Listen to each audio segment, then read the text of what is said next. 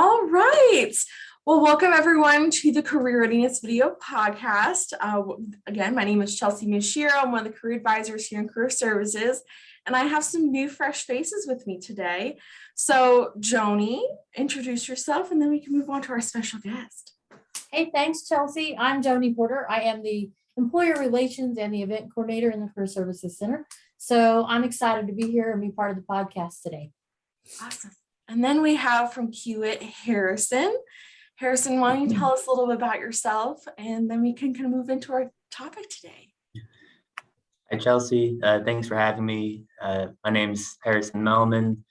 I graduated from UCM in 2018, and I worked in the Career Services Department for a couple years while I was there as a Career Service Ambassador, and I've been at Kiewit for a little over 3 years since as a mechanical designer, designing pipe systems for power plants. That's so cool. If I was mechanically and also just all of that science stuff inclined, I would do that. That sounds like fun. Yeah, I guess I should also say what my major was. I majored in engineering technology, emphasizing in mechanical design. So that's how I kind of fit right in here. That's awesome. Love that. I'm interested. Yeah, see, questions and things are going to come up organically, but why did you decide that as your path? Like, what interests you to go down that road as a career? Yeah, I was actually working as a carpenter in high school, and I liked working with my hands. But working as a carpenter, I realized that wasn't going to be a good career path. Just really wears down on the body and a lot of traveling. And so I figured, well, I also like math. So I started looking at engineering, and still got to use my design and creativity and work with my hands in the sense on a computer for now. I like that you considered a lot of different aspects of yourself just to figure, okay, so I like this, but I know that it might not be the most efficient end goal. So that's really great. Awesome. Proud of you. Good job. I think our students don't always consider life in those multifacets. So I think that's important to kind of talk through. But that kind of does lead into internships. So what do you think the importance of them are, or if they're even important at all, and maybe how that contributes to kind of figuring out what people want to do in their careers? Yeah, it's definitely important. I know not all majors might require it, but even if it's not required, it's something you should still definitely look into. I would say my experience was a little bit different, but in general, if you probably hear in the classroom you learn like this much, and when you're on the job it's so much more, and that's definitely true. Even at Kiewit last summer with COVID, all of our interns worked online, and we had some return this past summer in person in the office, and they said even though it was their second internship with us, it was like starting completely over. They learned like 10 times more than just working online. So you also get a feel for like company culture and really feel like part of the team. Awesome. So tell me, what is kind of the biggest thing that you got out of your internships? And do you think that it made you feel more confident when you went into the full-time position? Definitely gave me more confidence. Again, mine's a little different. I didn't intern with Kiewit. So definitely if you intern with the company you end up working for after you graduate, it's kind of like rolling in as not as a new hire, but someone that's, just took a few months off. We have new hires that were interns, and people can't even tell they're new hires because they already kind of know the ropes. But my internship, I actually went to Israel, so it was very different, and just it gave me confidence in being able to navigate different situations, and anything that's kind of thrown at you, you're able to be more flexible with it. And I think that's something you just learn in the workforce that, again, not necessarily you can learn reading in the classroom. You have to be able to apply that. Awesome. So now we're all invested. Tell us a little bit about your internship experience, Harrison. So, and for my degree with engineering technology, an internship is required. And I did have an internship lined up for using an Inventor and doing a design for like sheet metal for a small company in Kansas. But I had a connection from a previous trip to Israel. And I basically went through a kind of third-party community. There it went. There it goes. Out Please come there. Sorry, my internet died and I came back. I found a few companies that I thought were interesting, specifically one that was Israeli testing laboratories, because I liked the material testing class at UCM, where you basically get to break stuff. And so through this third party, I said, hey, I'd like to do an internship here. And it was all these options were just kind of, they weren't paid internships, but your lodging was provided and like a bus pass and like a food stipend. So it was a pretty good deal, and I figured it was like a once in a lifetime experience. So they got me connected with Israel testing laboratories. It was interesting because the word intern's not in the Hebrew language. So basically I had to tell them I was like basically a volunteer there to do work for free. And yeah, and when it came to, I'm fairly confident my story about that internship got me the job with Kiewit in my interview for here, because talking about flexibility and being able to adapt to situations, there was a lot of miscommunication before I flew out there. And I was under the impression that I was going to be doing explosive testing for aircraft parts. And when I flew out there, took the wrong bus, got there 2 hours late on my first day, and they said, okay, are you ready to design the explosive chamber? And I was like, I thought it was already built. And so my job was actually to design it. So what I thought I was out there for totally changed right away. And so I basically built like a concept model for an explosive testing chamber for like aircraft and spacecraft. The goal was to see like if there was some kind of combustion that would bring the plane down, as what kind of damage would be to the materials. So that was my summer. It was interesting. That's so cool. That is. I had I don't know what I would do in that situation, that's for sure. So Yeah. how did you like handle that sudden change in what your job duties were? I was already out there. It was so I was trying to make the best of it and ask a lot of questions. I didn't always get the answers I wanted. A lot of the time my answer was Google it. Oh, great. So learned a lot of being independent and finding answers on your own. And if nothing still comes up, ask again, or maybe rephrase.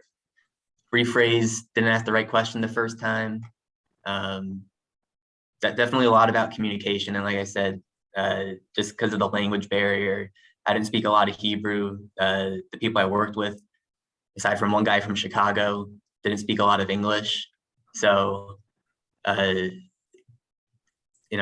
think even now, I was talking with my mentor just a couple weeks ago, and he was saying we can always improve our communication. There's always something to better on that front, and I think he's right. Mm-hmm. So, I mean, do you feel like you needed more experiences outside of just that? Did you have more than one internship, or was it just that one in Israel? No, it was just that one. Okay. Do you feel like you needed maybe more experiences to then transition into your career, or because you got so many dynamic experiences out of that one, that it was more than helpful for you to transition where you wanted to go from there? I mean, it definitely never hurts to have more experiences, and I know a lot of people in this sector, at least, will do multiple internships with the same company, like 2 or 3, depending on how lucky they are and how much connections or experience they have leading up to those internships. But I could also see how, especially if you're not sure what you want to do, having at least maybe 2 internships in different locations or different companies, different jobs. And then even if it's, say you started with doing like engineering and design, and maybe it was something totally different like business, and you decide to do something with that, your next internship, and you decide to go the business route, the things you learned in that engineering internship, there's going to be a lot that can still carry over. There's a lot of real life applicability. Absolutely. Yeah. So where did you find your internship opportunity? Where did you go to look for that, and how'd you connect with that third party? Yeah, so this probably won't be the same for everyone, but it started with so that internship was my summer of my junior year. The year before that, I went to Israel on a birthright trip, and so for those who don't know, it's basically if you're Jewish and you have not been to Israel and to Jerusalem, you can go through an interview process where they will take you out there and like tour the country for 10 days. Wow. And it's a long process, and there's something similar for Christians, I believe. But I found out about this through some like friends and family, and went through there's like several interview processes to be accepted into it. And then once I was out there, there was a group called Masa Israel, and they said they look for people to come back for either to study for school, for internships, to teach young kids English and like volunteer. So I, signed up on their list, kept in contact with them, and the following year, they had a program where they had programs that were like location based, and those were mostly on like the East or West Coast. But they had a green energy themed internship that was kind of people from around the world. So I was in like a group of 20 people from Canada and Brazil, and I was roommates with a couple people from Turkey. So it was very unique. That's so cool. Yeah. So really, like, the power of networking and follow through with those connections that you make really is a takeaway that any of the students listening could take with them today for searching for internships. Yeah, definitely. Like my first summer out there, I didn't think about going back, and then just making that connection, and I wasn't even sure about it at the time. And I said it was almost a year later when I actually reached out and said I'd like to pursue one of these options, and they were more than happy to help out any way they could. So the connections you make, you never know when they're gonna come in handy. Yeah, absolutely. So one of the questions I think that would be helpful, and I get from a lot of students, is like, how do they appropriately network for those things? Just because I know I've met some students that are like, I really want a lot of different internships, because I like so many different things, but I don't know necessarily how to talk about those with other people when I'm networking, or realistically, like, how do I even just start to reach out? Like, how does that process go about happening? Well, the career fair is a good place to start. There's even if I remember like my freshman year, I wasn't ready for an internship and I knew I didn't have enough uh, high school experience or like knowledge from my classes for an internship yet, but I went out and I made introductions to people at the career fair, going to those tables for the companies. A lot of the times those recruiters come back the following year, the following semester. So they might not remember your name, but they remember your face. And so I definitely remember even last year, again, everything was different with COVID, and we just kind of went straight to the virtual 10-minute meet and greets. And so there were about 5 or 6 people last year I met virtually that I saw in person at the career fair, again, just last week. And again, might have remembered their name and like their face and vaguely what we talked about, but it shows that you're interested when you come back more than once. So that's one way to network and approach an internship. And is that you never know who you talk to might know somebody else. So it might not even be from the career fair from school. It might be your friend that got an internship somewhere else, or they might have an aunt or uncle that you could talk to that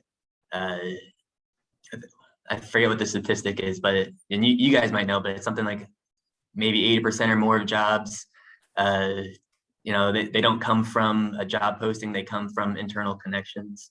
Spot on. Yeah. I know one of the things that I keep hearing from a lot of students, especially that are taking career readiness now, is like the concept of networking. It seems so scary when you just think about it, but really it's that building those relationship pieces. Like, I love how you kind of talked about, okay, so even though I didn't have all the experiences that these people are coming for when they recruit, but I can still show my face, I can still make an impact, and I can talk to them and say, hey, like, I know I'm not ready and you're not ready for me, but I still want to talk to you and get to know you a little bit so that down the future, you know more about me and we can talk more seriously about things that we can get to know. Yeah, and I don't know, I can't speak for other companies, but I do know for Kiewit, everyone we talked to at the career fair, we have login to our system so we can see that they were at the career fair. We did talk to them. And for those people that are not quite ready yet for an internship or need to build more experience, we make note of that. So on their profile, we'll say like, great potential, keep them in the pipeline, look out for them next year. And then that shows up when they sign in again the following career fair. That's so interesting. I bet most students had no idea that companies really do track who they talk to at those events. Mm-hmm. I do know Burns and Mac uses the same software we use for that recruiting. So it's likely they do the same thing or similar. But like I said, I don't know. I would assume other larger companies are doing the same thing. Yeah, I think a lot of them are. I know like Cargill uses a pretty sophisticated applicant tracking system, and so does Black and Veatch. And, a lot of the big companies definitely use those. So if networking, John, some of the younger students, the freshmen, sophomore, coming to the fairs and making those connections. Because we really try to tell students that to go early, to volunteer for those, to do what they can to learn about the companies early. So when it does come time that they are informed and kind of know what direction they want to go. Yeah, definitely. so if students they're like, okay, so I know I need to network, but what other things do you think that they could be proactive in doing in order to prepare to secure an internship, or even just like if they're thinking about doing one? Yeah, I would say go above and beyond in any way you think you can. So if that's like more than just taking the required classes. So if that's more extracurriculars, or you're involved in any kind of leadership and like any kind of like intramurals or sports or clubs, like organizations outside of class, or even if you just have like another part-time job, that shows recruiters that you have some real world experience. They know that you can show up on time and get the job done, and those are, or communicate with people. Those are those transferable skills that doesn't matter what job you have. And then if specifically kind of the route you want to go down, you can even look at additional training. Oftentimes as a student, you can get like discounts or even for free, either like online trainings or like certifications. Like OSHA stands out for one. I know some classes you can get like your OSHA 10 or your OSHA 30. So building up some of those credentials while you can also help. That's all the questions I have. Joni, you got any more questions? That's about it for me. I mean, I think the only other kind of question I had back in my head was kind of how you translated your experiences from your internship in Israel to the job you have now, and how you did that in an interview situation, and how you talked about those things, those experiences. Great question. Sorry, you broke up for a second, Joni. What was the question? Yeah, I was just wondering how you kind of translated your experiences with your internship in Israel to the job you have now, and how you translated that or communicated that in your interview process. Yeah, I definitely, I told the story I told you about getting off the bus and having everything kind of flip-flopped on me. And then I think when my manager now that was interviewing me saw that as being adaptable to like more than one kind of situation. And basically what it's translated to now in my work, I think just that experience, being in a different culture, help you see things more than one way. Mm-hmm. So especially now in design, that the design work that I do, or any situation when you come up with a problem solving scenario, being able to look at things from different angles.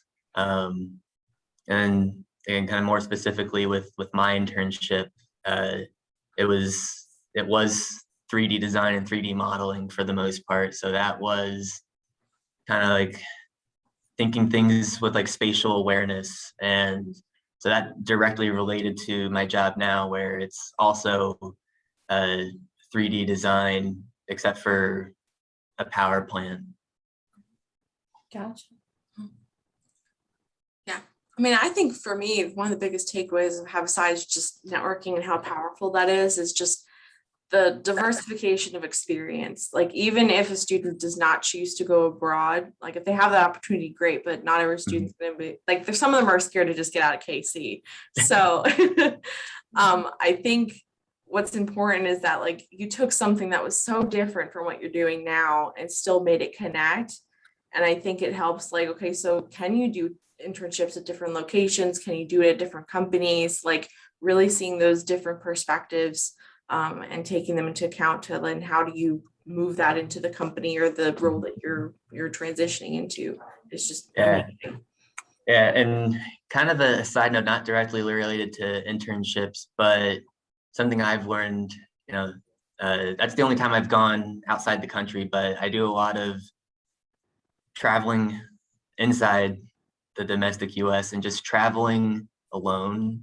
If you have the opportunity to do it even once, even if it's just for like a few days, it's a very different experience. And I think it's a very good opportunity to grow and learn about yourself. And the other thing about when you travel alone is it actually makes you more open to talking to other people, and oddly enough, makes you more approachable. If someone sees you sitting alone at a restaurant, they'll have a conversation with you, kind of thing. So it's another way to practice and get better at just communicating with people, talking to strangers, and that'll help with networking. Something you said about, the importance of networking. I think there may have been one, maybe two jobs in the 7 years I've been working total since high school, that like only one or two jobs that I did not get through networking, that were like posted online somewhere. It's always been a teacher, a professor, a friend, a family colleague that that you knew at some point that comes back and says, hey, there's something you might like, or we have an opening, you should apply. Mhm. That's awesome. Okay. Anything else, Joni? I think that answers most all my questions. That's It's so a great to talk point to you. end. Yeah, it was great talking with you guys. I'm always Yeah. happy to talk to everyone at Career Services. Yeah, we love having you back. But okay, so we're gonna close out and then stay on because we're gonna get some information for you to send you some goodies. But otherwise, thank you so much for taking the time out of your day, Harrison, to come chat with us. I know our students will be so excited to learn and hear your advice and really grow from the experiences that you've had. Oh yeah, and if I can do any, like I said, if I can do anything else to help out, if anyone had any more specific questions, you can email me and I can try and answer as best I can. Awesome. Thank you for that. Okay, we're gonna sign off. See you later. Thanks. Bye, Thank Harrison. you. Bye. Bye.